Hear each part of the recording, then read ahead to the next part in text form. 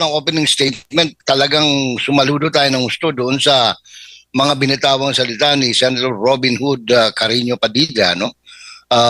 Nung siya ay magbigay ng kanyang panimulang ulat, no, panimulang pananalita, dahil walang script, wala lahat, talagang galing sa puso, no, galing sa practically she spoke.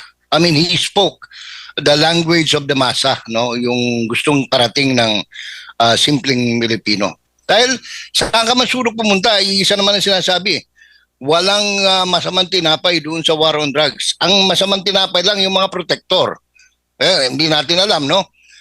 Although alam ko, ninang si Senator Risa ng isang drug lord, no? Sa Valenzuela, nung mahuli yung mga canister doon, no? Yung Chinese, no? Ninang siya sa kasal.